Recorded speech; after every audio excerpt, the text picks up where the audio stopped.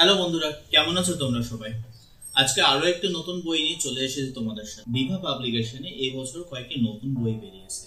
তাদের মধ্যে এই বইটির বিষয়ে তোমাদেরকে জানাবো, নারী নেশা ও নাশকতা। জয়ন্ত দয়ের লেখা এই বইটা আমার কেমন লাগলো সে বইয়ের রিভিউটা তোমাদের কাছে শেয়ার করবো। তবে ভিডিওটা রিভিউ শুরু করার আগে বলে দিই, এই বইটি সম্পূর্ণভাবে 18+ বই। তো তোমরা যদি 18 বছরের নিচে হও তোমাদের জন্য এই বইটি। এই বইটি ছোট গল্পের কালেকশন। এই বইয়ের মধ্যে রয়েছে 7টি ছোট গল্প। তার মধ্যে নারী নেশা ও নাশকতাটা সব থেকে বড় পৃষ্ঠা জুড়ে রয়েছে।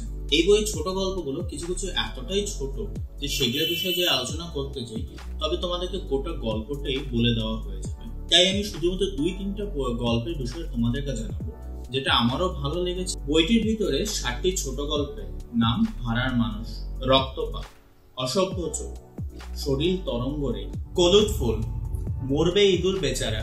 এই গল্পটা কিন্তু একটি হরর স্টোরি। আমি এই গল্পটার বিষয়ে একটুও বলছি না, কারণ গল্পটা খুবই ছোট গল্প। একটুও যদি বলি তবেও তোমাদের স্পয়লার দেওয়াই হয়ে যাবে। নারী নেশা ও নাশকতা এই বইয়ের প্রথম গল্প ভাড়ার মানুষ, যেখানে আমরা কৃতি নামক একটি প্রধান চরিত্রকে দেখতে পাই। কৃতি একজন প্রফেশনাল প্রস্টিটিউট এবং সে উচ্চ টাকার বিনিময়ে সে এখন এসকর্টের কাজ করে। কৃতির বহুত দিনের ইচ্ছা টাকার বিনিময়ে ওকে যে কাজগুলো করতে সবাই বাধ্য করে, সেই একইভাবে সেও কাউকে টাকার বিনিময়ে সেরকমই বাধ্য করতে চায়। সেই ইচ্ছায় সে একদিন ভাড়া করে একজন মেল প্রস্টিটিউটকে এবং তাকে বাড়িতে নিয়ে আসে। টাকার বিনিময়ে তাকে সকল কাজ করতে হবে যেটা কৃতি বলবে। যেটাকে উঠতে বলে তো তাকে উঠতে হবে, বসতে বলে বসতে হবে। কৃতির ইচ্ছা ছিল সেই ছেলেটার উপরে কৃতি সকল অত্যাচার করবে, যে সকল অত্যাচার শেষ হয়ে এসেছে তার বিভিন্ন ক্লায়েন্টের কাছ থেকে। আচ্ছা, আরেকটি গল্পের কথা বলি, অসভ্য চোখ। এই গল্পটিতে আমরা প্রধান চরিত্র হিসেবে সুদীপিকা দেখতে পাই। সুদীপা যে বিকাশের বাড়িতে কাজ করে, বিকাশের কাজই হলো সারাদিন ধরে চিত্রকর্ম আঁকা। সুদীপা খুবই নিম্নবিত্ত ফ্যামিলি থেকে এসেছে। বিকাশের একদিন ইচ্ছা হয় সুদীপার কেমন লাগতো আর 5টা উচ্চবিত্ত ফ্যামিলির মতো হোটেলে এনজয় করতে যেত, বা বড় লোকদের মতো জামা কাপড় পরে রাস্তায় ঘুরে বেড়াতো, বা সেই সাজে বা সুদীপাকে কেমন লাগতো। বিকাশ একদিন 5 তারকা হোটেল বুক করে সুদীপার জন্য। সেখানে বিকাশ আর সুদীপা যাবে তাদের একান্ত কিছু সময় কাটানোর জন্য।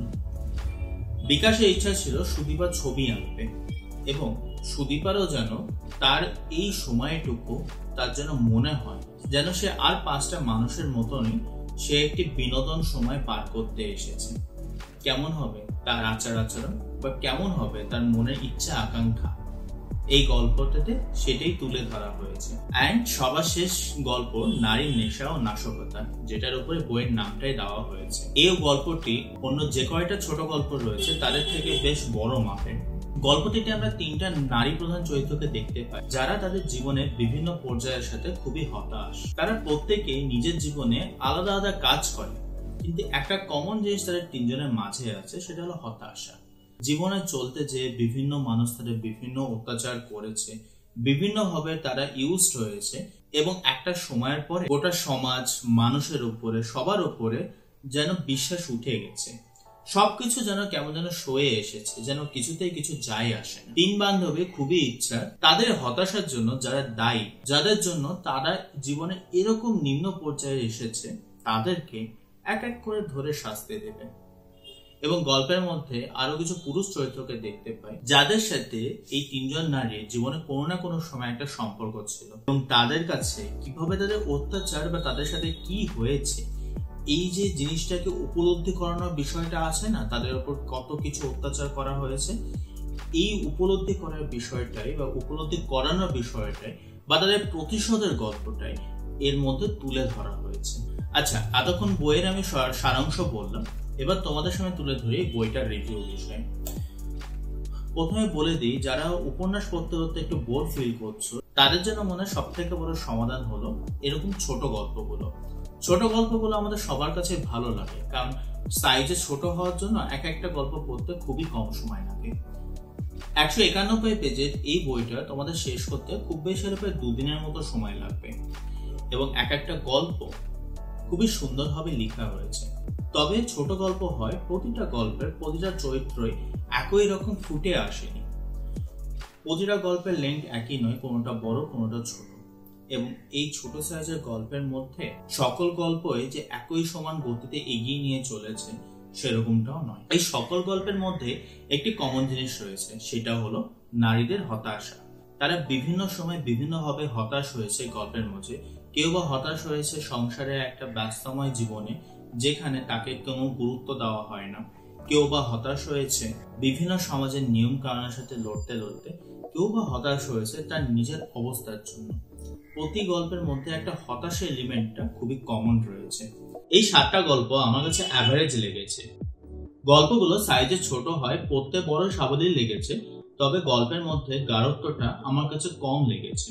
শুধু নারী, নেশা ও নাশকতা এই গল্পটির মধ্যে আমি যথেষ্ট চরিত্রের মাঝে গাঢ়ত্ব খুঁজে পেয়েছি। তাছাড়া বাকি গল্পগুলোতে খুবই সহজ সরল এবং সাবলীল ভাষায় গল্পগুলো লেখা হয়েছে, কিন্তু চরিত্রের মাঝে অতটা গাঢ়ত্ব নেই। তবে বিভা পাবলিকেশনে এই বইটার বিষয়ে যদি আমি বলি, তবে বইটা খুবই হালকা পাতলা হয়। তোমরা যে কোনো জায়গায় এই বইটা সাথে করে নিয়ে যেতে পারো। একটু আলাদা ধরনের কিছু ট্রাই করতে চাও বা আলাদা স্বাদের কিছু পড়তে চাও, তবে এই গল্পটা তুলে নিতে পারো। আজকে এই পর্যন্তই। কমেন্ট করে জানিও আমি আরো নতুন কি বই তোমাদের সামনে নিয়ে আসবো। আবার আসবো তোমাদের সাথে নতুন কোনো বইয়ের সাথে।